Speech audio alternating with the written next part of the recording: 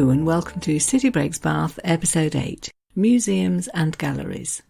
You might be thinking that we've already been to quite a few museums, and you'd be right. We went to the Roman Baths, for example, and to the Museum of Bath Architecture, and in the same episode as that, also to the No. 1 Royal Crescent Museum to find out more about the inside of Georgian buildings, and last but certainly not least, we went to the Jane Austen Centre.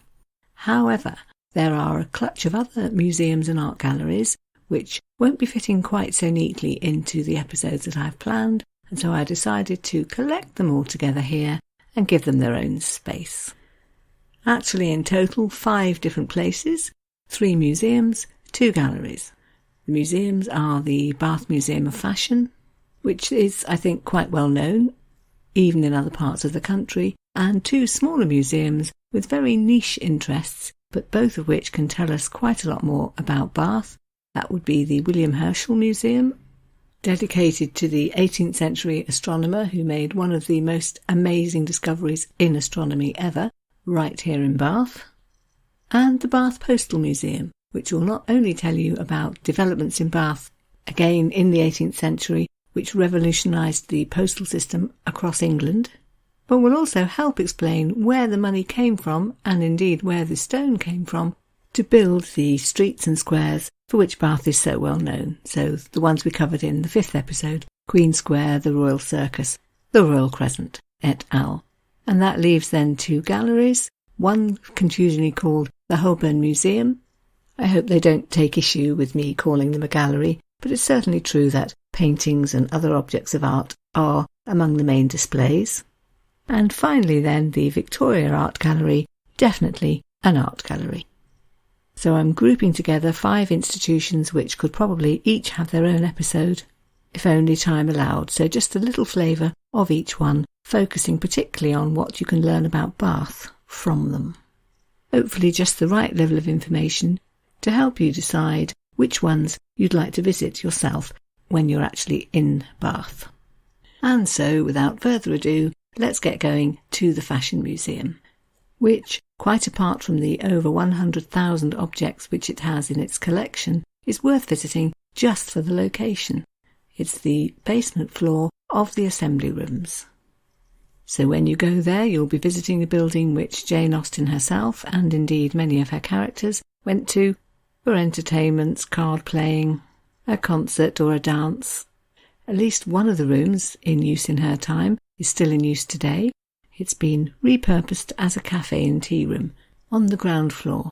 But in fact, to get to the Fashion Museum, you need to go down into the basement, where you can enjoy the part of the collection which is on display, and which comprises all sorts of things, starting perhaps with a pair of decorated gloves from Shakespeare's time, right up to leading designers of today.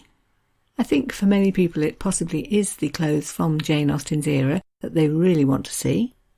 And so I started my research by finding out a little bit about some of those. Actually, at the time of recording, the museum itself is closed because of the COVID pandemic, but you can see a good range of what they have on display online by going to their website, www.fashionmuseum.co.uk, and in the section entitled History of Fashion in 100 Objects, you'll find both of these early 19th century garments that I'm going to describe, one look at which I think you'll find takes you straight back to Jane Austen's era. They're both quite demure cotton gowns, little puff sleeves, pale in colour, and when I asked the museum staff to tell me a little bit more about them, this is what they said. So, the first one is described as a white cutwork embroidered cotton gown, which is, quote, quintessential Regency. It dates from about 1815, the year of Napoleon's defeat at the Battle of Waterloo, and it instantly conjures up Jane Austen's heroines. It also illustrates an important Regency fashion item, the spencer, a fashionable short jacket worn for warmth. Generally, a spencer was made of wool or silk, and sometimes in a bright colour. In 1808, Jane Austen wrote, quote, "My kerseymere spencer is quite the comfort of our evening walks." Kerseymere, said the helpful lady at the museum, was a type of woolen cloth. And the second dress from a similar era, about 1816 they think, is described as a white cotton frock woven with all over red and blue sprig. Actually, the pattern's quite understated, and the dress is very much of its time, as they explained to me, quote, "Long sleeves were fashionable for evening wear at this time, here with a little puff shape at the top. The effect is very demure and simple, almost childlike, and very Pride and Prejudice." They also pointed out to me that although Jane Austen wrote about clothes quite often in letters to her sister, describing something she'd worn or perhaps a new bonnet that she'd bought, in her novels only the silliest of characters speak publicly about fashion. Think Mrs. Bennet in Pride and Prejudice, for example. But I absolutely wouldn't like to leave the impression that it's all 18th century, because there's a whole range of other things. The oldest garment in the collection, for example, is an Elizabethan man's shirt, made of soft cream linen and decorated with blackwork embroidery, thought to date from about 1580, possibly 1590. As an example of something much more modern, there are 2 dresses donated by Dame Margot Fontaine, the ballet dancer, one of which was an Yves Saint Laurent sleeveless cream woolen shift dress, quite unusual because although it is a cream shift dress, it has a black cross design across the whole garment.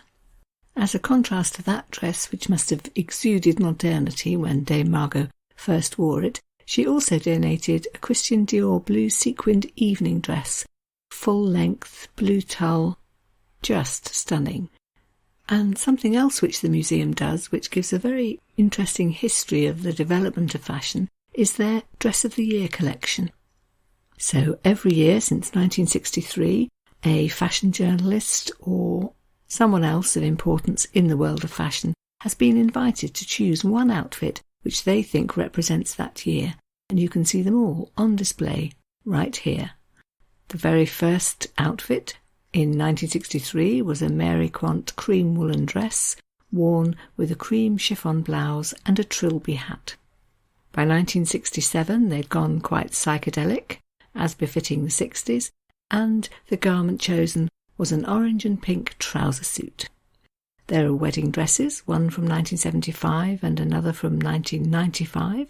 There's a lady's pinstriped trouser suit from 1992, representing the yuppie era. And a more recent addition in 2017 was a slogan t-shirt. So alongside a black tulle skirt and a black wool jacket went this t-shirt with the slogan right across the chest, "We should all be feminists." So it's a museum which covers fashion from many past eras, but which also makes sure that it's staying current and indeed looking into the future. A fascinating visit then for anybody with an interest in fashion, and also a nice marker right in the centre of Bath, reminding us that the city has been a centre of fashion for centuries, and perhaps its heyday was in Georgian times, when it rivalled London, in terms of the outfits that were seen being worn, and in the many, many different sorts of clothing shops in the city, where the wealthy, perhaps down for the season, could spend their money and keep up to date. So I'd like to take a moment just to think a little bit about that. We know that in the late 18th century Bath, there were shopkeepers in places like Milsom Street who claimed to have come from London to have opened a second branch here. There was a milliner, for example, Mrs. Goldsmith, who had a shop in Milsom Street here in Bath and a second one in London's Old Bond Street. No railway, of course, in those days, so popping up to London wasn't that simple, and so Bath shopkeepers made a point of importing London goods in bulk to keep their wealthy customers happy. Boxes of kid gloves, perhaps, or dresses which claim to have been modelled on the latest from Paris. And here are the authors of A Traveller's History of Bath, Richard and Sheila Tame, describing some of the incredible array of goods which were sold here. Quote, "Purveyors of fashionable clothing often sold accessories such as umbrellas, canes, whips and spurs, and most notably an extensive selection of exotically named products, allegedly beneficial to health or beauty. Alfred's excellent composition for removing superfluous hair from the face and arms, Royal Prussian paste to prevent skin being chapped, pimpled, sunburnt, freckled, etc. And My personal favourite, Donna Maria's beautifier and restorer of relaxed bosoms. They explain whereabouts in Bath you found all these fashionable shops. Milsom Street, Stall Street, Gay Street, North Parade. All of this information very much giving the idea that Bath was a place where fashions were kept, money was spent, and people were keen to have the very latest. We've talked in a previous episode about the fact that 19th century Bath went into a sort of genteel decline. People started visiting Brighton and Weymouth for their cures, but perhaps surprisingly there didn't seem to be a corresponding decline in the idea of Bath as a centre of fashion and shopping. And Richard and Sheila Thames quote an observer writing in 1887 who makes this very clear. Quote, "The shops of Bath are a revelation to the stranger, and give token of the fact that Bath is still the centre of fashion and luxury, not only to the fashionable visitors, but to the whole of the west of England. Kings of Milsom Street would do credit to the Rue de Rivoli, or Regent Street, for sustained splendour and gorgeous raiment." And so it does seem fitting that the Fashion Museum is sited right here in Bath. Perhaps less obvious until you know the story is why is there a museum dedicated to the astronomer William Herschel here in Bath? Well, the reason is really that he lived here in Bath during the period when he made his most well-known discovery, that of a whole new planet, no less. He lived at 19 New King Street, and there today is the museum dedicated to him and to his work. He was an experimenter, a designer of telescopes. Sir Patrick Moore, no less, called him, quote, "the greatest telescope maker of his day." His day, at least the time when he lived in Bath, being the 1780s. And such was the optical quality of the telescopes which he designed while he lived in Bath, that people could suddenly see much further into space than they'd ever been able to before. He designed some 7-foot telescopes, which he sold to other people, and then he began to think a bit bigger, building 10, 20 and even 25-foot telescopes. All of this in a workshop which he created at New King Street in a room next to the kitchen, where he had a furnace and a smelting oven, stockpiles of horse dung, which apparently are needed to make the moulds, and where one day all of this combined with almost catastrophic results. He and his brother were doing one of their experiments. In fact, they were pouring, or trying to pour, 538 pounds of speculum metal into a mould made of horse dung. This does all sound rather unlikely, but the place where I obtained this information assured me, in fact, that this method of casting is still used today to make church bells. Surely not with actual horse dung.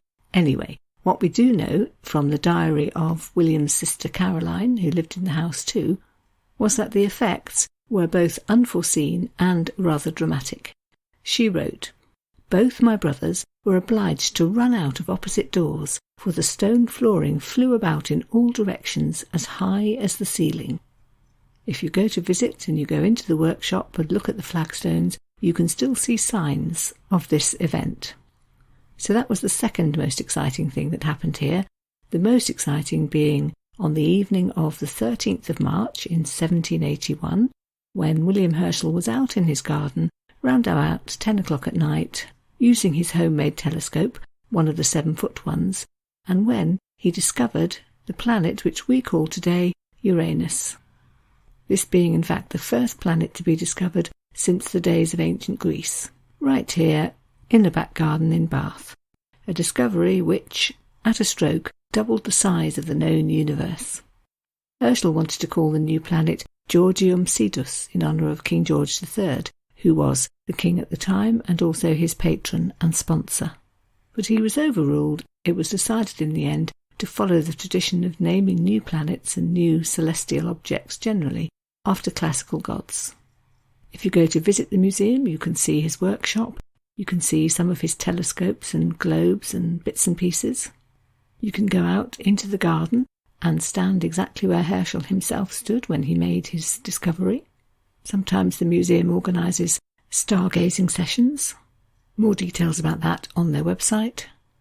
And another exhibit which is very interesting is the visitor's book, which actually dates from when Herschel and his sister moved to Windsor, but it does show how famous he went on to become even in his own time, because the list of people who've signed the book included the king, other members of the court. Often they came for the privilege of looking through one of his telescopes, and all kinds of other scientists and writers and politicians, even some foreign royalty. Names in the book include Lord Byron, Joseph Haydn, and Fanny Burney.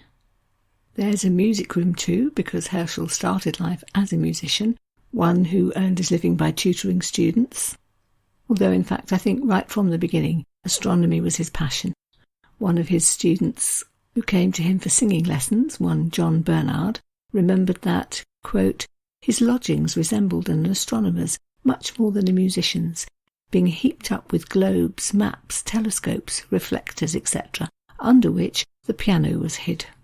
In the end he did manage to make a living from astronomy, was in fact appointed as the court astronomer, hence his move to Windsor, I think, which brought him a pension of £200 a year and meant that he was able to give up what he had called the intolerable waste of time which he'd put into performing and teaching music.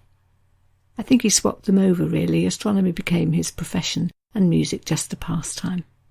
He went on to identify 848 new stars. He wrote some 70 papers for the Royal Society.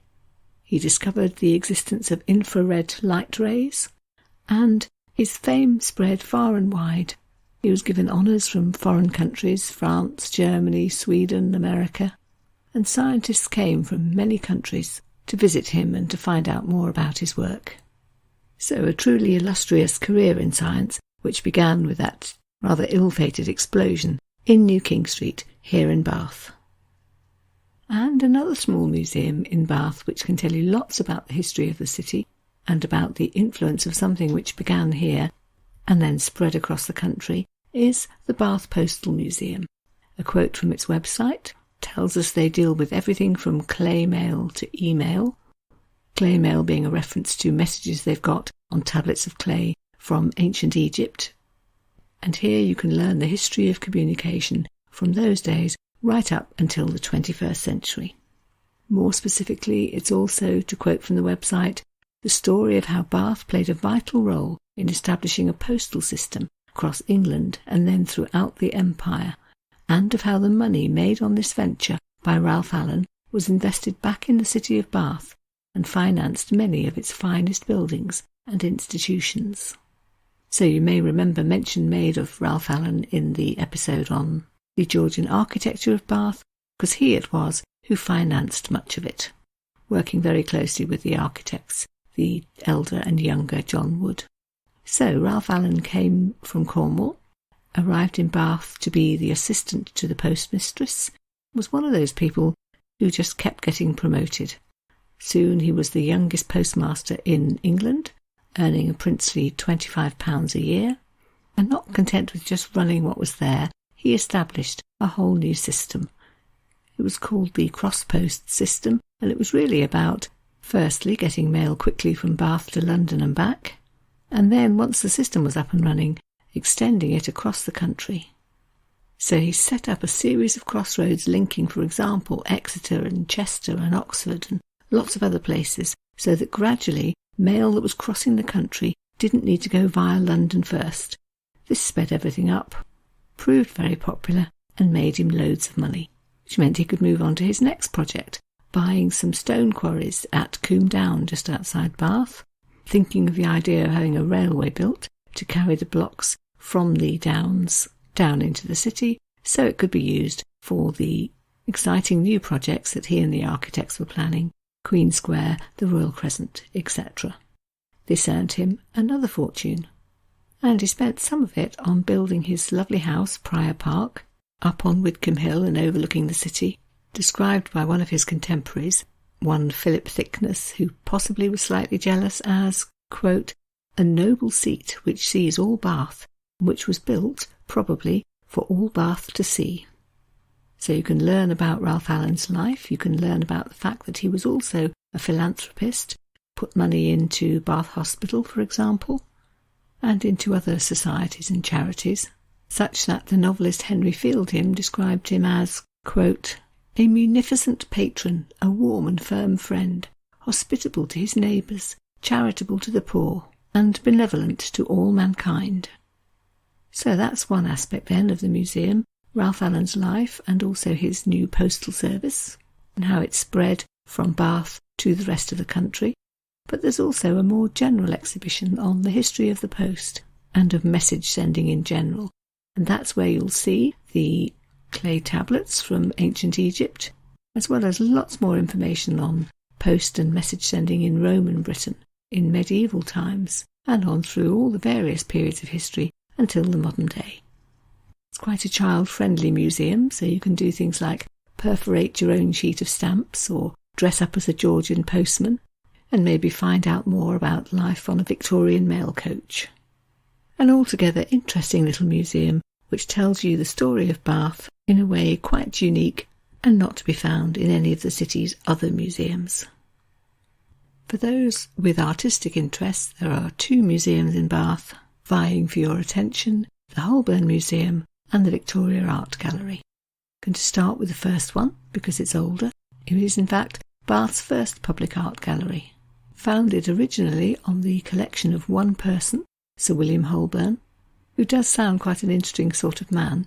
We know that when he was only 11 he was at the Battle of Trafalgar, fighting on one of the ships. Much of the biography in between that and becoming famous seems a little hazy. We do know that he became a baron and that throughout his life one of his major interests was being what he referred to as a collector of distinction. In fact, he collected so many things that by the 1860s he was lending them to national exhibitions. The collection was originally housed elsewhere in Bath, but it moved here to the building now known as the Holburne Museum in 1916. And it's one of those museums with really a great variety of exhibits on display. There are bronzes, there are paintings, there's porcelain, there are embroideries. I think, though, it's best known for its 18th century paintings, particularly the portraits. Bath was a place which attracted portrait painters. Lots of wealthy visitors from London down here for the season, perhaps with a little time to spare. They could sit for their portraits and provide a good living for somebody like, for example, William Herschel, who arrived in Bath in the 1730s and did manage to make a good living. Portraits of his which are here include one of the daughter of a wealthy landowner and MP, one Lettice Mary Banks, resplendent in her blue satin dress with lace trimming and a fringed bonnet. A lot of people asked for family portraits. There's one here of the Pitt family, John and Marcia Pitt, from Dorset, plus their young son, all posing in nice bright colours. She in a yellow frock, he in red trousers and waistcoat, possibly velvet, and definitely a portrait which hints a little at their status, which is no doubt what they had in mind when they commissioned it. Perhaps the best-known painter who worked in Bath was Thomas Gainsborough, and there are several of his portraits here. There's an interesting one entitled The Byam Family, which was originally of a newly married couple, but which was then taken back 3 or 4 years later after their daughter had been born, so that she could be painted in. Apparently this was quite common practice. I suppose even for the wealthy, having a portrait done was quite an expense, and perhaps they decided to paint in the additions rather than having a whole new thing commissioned. There's a full-length portrait by Gainsborough of the Bristol MP, Robert Craggs Nugent, which was actually the first painting of his that went to a major exhibition, and which helped to make his reputation. I enjoyed the description of Mr. Nugent, which is in the catalogue. A contemporary apparently described him as, quote, a jovial and voluptuous Irishman. And then the author of the guidebook entry goes on to explain that he'd arrived from Ireland with not much, married a succession of rich widows, become an MP, one in fact known for his witty speeches, and eventually became Earl Nugent. And sure enough, the portrait does capture a man who looks relaxed, but yes, really rather pleased with himself. And a third Gainsborough portrait here is the one of Louisa Scrine, otherwise known as Lady Clarges, painted at the age of 18, apparently just a year after she married, with a harp. She was apparently a very good singer and harpist, a patron of other musicians, and it's quite a calm, reflective sort of picture. Spoilt a little perhaps when you find out from the guidebook that Fanny Burney, a contemporary of hers, described her as, quote, sportive, heedless, happy, and when she chose it, captivating.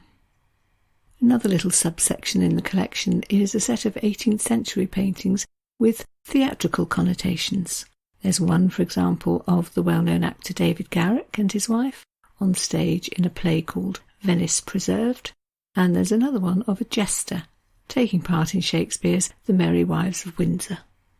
In addition to all the paintings, there's a large collection of silverware and porcelain, again mainly from the 18th century, silver tureens and sauce boats and condiment sets, and quite a lot of porcelain reflecting the new practice of drinking tea and coffee and chocolate.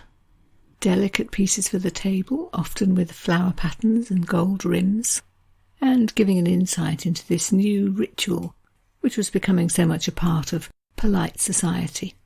It's interesting to note that the tea was drunk from bowls. I think in Jane Austen it's sometimes referred to as a dish of tea, whereas a coffee cup would have a handle, and a cup for chocolate usually had 2 handles and a lid. To me, perhaps the things of greatest interest were the things that really gave something away about Bath itself. So there are some pretty aquatints of the building formerly known as the Sydney Hotel, i.e. now the Holburne Museum itself, and of Sydney Gardens, which today still lead out from the back of the museum. There's an exquisite little portrait of Beau Nash on copper, a miniature portrait, I think something like 5 centimetres by 4. Quite a serious face, but a gold-embroidered jacket and a fancy shirt and collar to go with it. A little hint of him being a man who knew how to enjoy life. There's also a portrait of Henrietta Laura Pulteney, the young heiress after whom so many of the surrounding roads are named, Henrietta Street, Laura Place, Pulteney Street, painted in about 1777 and showing her wearing the clothes of the day, a muslin frock, a little white cap, and, because she was from a very well-off family, also an overdress of embroidered gauze. She's shown at the age of about 10 or 11, a very innocent picture of her dancing through a wood, picking some flowers, and giving nothing away of the fact that she became a very able businesswoman, using money inherited from her mother and working alongside her father to extend this side of Bath, and eventually becoming known as, quote, the richest spinster in Europe. And lastly, I did enjoy the souvenirs of Bath, such as, for example, from the mid-18th century, a souvenir fan with an engraving of Bath on it, something you could take home to show everybody that you'd been at Bath that season.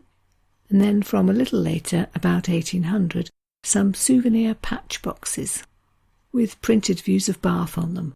I saw one of the Abbey, one of South Parade, and one which was engraved, a trifle from Bath. And last, but certainly not least, the Victoria Art Gallery. Centrally located, quite near the Abbey, near the Guildhall, named, of course, after Queen Victoria, because it was built to mark her 60 years on the throne.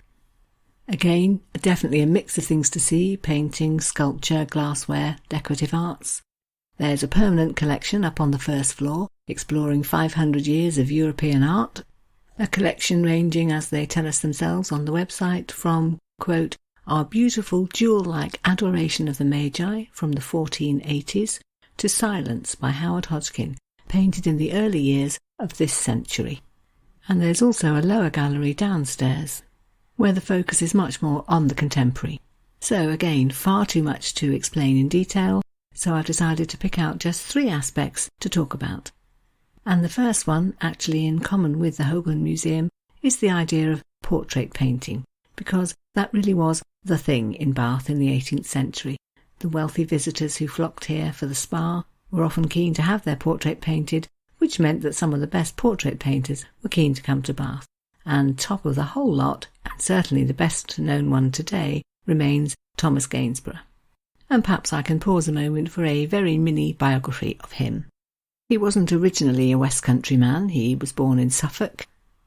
He did his artistic training in London, and having spent 6 months in Bath trying out the market and realising that yes, here was a place where he could make his living from painting, he moved down and eventually spent 16 years in the city, doing what he himself once called, quote, picking pockets in the portrait way. He painted not just portraits but also landscapes, and there is an idea that actually he preferred the latter, but unfortunately it was the former, the portraits, which sold and allowed him to continue making his living. In one of his letters he apparently referred to portrait painting as the cursed face business. But the fact remains that while he was here, it was the portraits which sold and not the landscapes, even though they are much more popular today.